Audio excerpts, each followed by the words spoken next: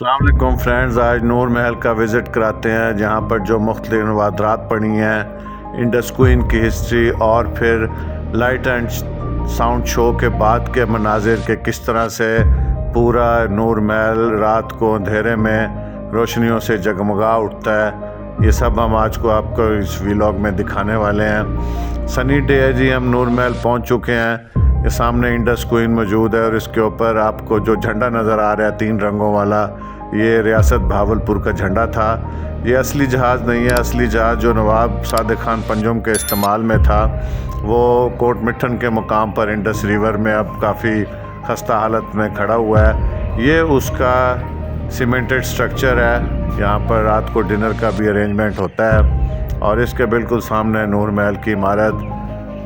ये पानी के अंदर मॉडल को खड़ा किया गया है। नीचे एक डाइनिंग हॉल है और उसके ऊपर ओपन रूफ में भी रात को कैफ़े का सीन होता है और इसकी एडवांस बुकिंग करा के आप यहाँ पर फैमिली और फ्रेंड्स के साथ डिनर एंजॉय कर सकते हैं। ये सामने एक चबूतरा है। इस चबूतरे पे खड़े होकर आप यूँ समझें कि पूरे नूर महल को एक ही सीन में बंद किया जा सकता है और इसलिए इस चबूतरे के ऊपर लोग आकर ज़्यादातर पिक्स और वीडियोस वगैरह बनाते हैं। ये सामने एक कॉलेज के स्टूडेंट्स का ट्रिप है और ये जिस मुकाम पर सारे क्लस्टर होके बैठे हैं, यहाँ पे खड़े होके भी अगर पिक बनाई जाए तो पीछे पूरा नूर महल आता है और इस चबूतरे से इर्द गिर्द के सारे मनाजिर आप बखूबी देख सकते हैं। तो इंडस क्वीन के मॉडल को हमने इंडस रिवर वाली साइड पे भी सर्च किया लेकिन हमें वहाँ नहीं मिल सका, लेकिन बहरहाल ये वहाँ मौजूद है। अब हम महल की तरफ चलते हैं। यहाँ पर 3 जनाब नवाब साहब के ज़ेर इस्तेमाल चीज़ें यहाँ मौजूद हैं जिनका मुख्तसर सा ब्रीफ भी हम आपको बताएंगे। काफ़ी चौड़े और बड़े किस्म के दरख्त इस महल के सामने वाले लॉन में पाए जाते हैं और ये सेंटर वाले लॉन में रात को लाइट एंड साउंड शो होता है। पहले जी ये नवाब साहब की बग्गी आ गई है जी, नवाब सादिक खान पंजुम साहब की। ये उस्मान अब्बासी साहब ने 2016 में नूर महल को गिफ्ट की। तो इस बग्गी की कुछ ब्रीफ हिस्ट्री भी यहाँ पर लिखी हुई है जिसे हम आपको पढ़कर बताते हैं। रॉयल बग्गी है जी, इंजीनियर मिस्टर हैनन की ज़ेर-ए-निगरानी तमीर हुई। 4 पहिए इसके, 2 घोड़े खींचते थे। अगले हिस्से में कोचवान और 2 गार्ड, पिछले हिस्से में 4 मुसाफिरों के बैठने की जगह है। इसे शाही बग्गी के तौर पर इस्तेमाल किया जाता था और उस्मान अब्बासी साहब ने जी 2016 में ये गिफ्ट की।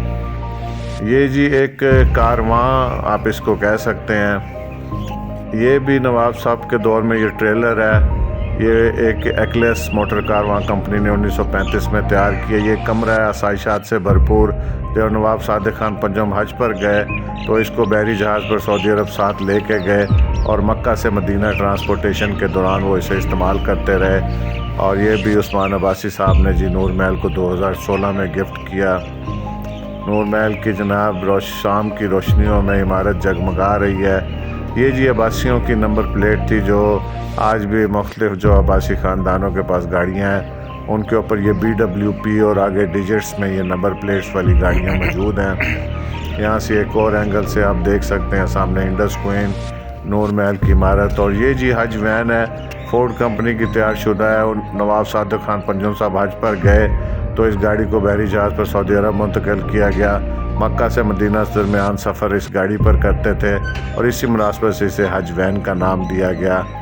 और ये 8 सिलेंडरों वाली गाड़ी है। इसी से ही जो कारवान वाली दूसरी वैन है उसे भी टो करके खींचा जाता था।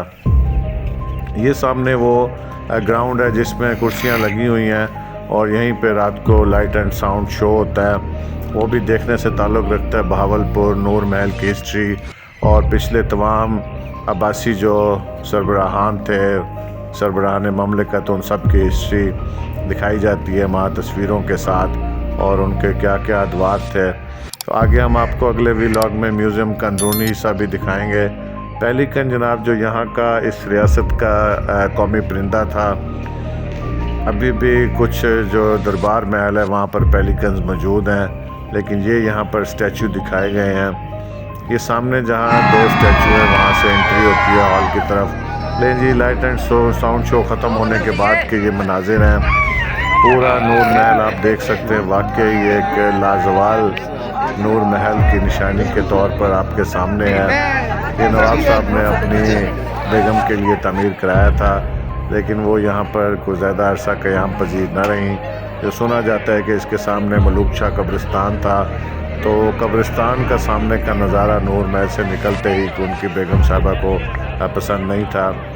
ये लाइट एंड साउंड शो ख़त्म होने के बाद ही लोग हल्ला गुल्ला कर रहे हैं और सब लोग अब अपने अपने घरों को जाने का इंतज़ार कर रहे हैं। सर्दियों में यहाँ पे 6 बजे लाइट एंड साउंड शो शुरू हो जाता है।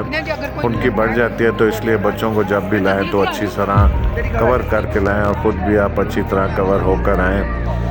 अचानक जब सब बुझी हुई लाइट्स के बाद अचानक लाइट्स जब सब ऑन की जाती हैं और नूर महल की इमारत आपके सामने इस शक्ल में आती है, तो यकीनन एक दीदा ज़ेब नज़ारा होता है जो भला महसूस होता है आँखों को और बड़ा अच्छा लगता है देखने में। और काफ़ी देर तक आदमी महबूत होकर देखता ही रहता है नूर महल को।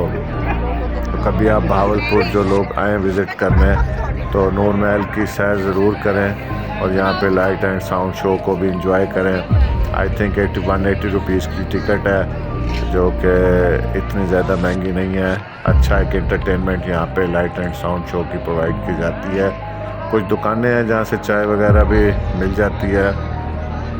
तो एक और एंगल से आपको नूर महल दिखाते हैं। हर एंगल ही इसका जनाब देखने से ताल्लुक़ रखता है जब ये सब लाइट्स ऑन कर दी जाती हैं। तो भावलपुर के शहरी भी ज़रूर जाएं, यहाँ पे इसको एंजॉय करें। देखने से ताल्लुक़ रखती है ये इमारत। बहुत बहुत शुक्रिया, मिलते हैं अगले व्लॉग में। Thank you.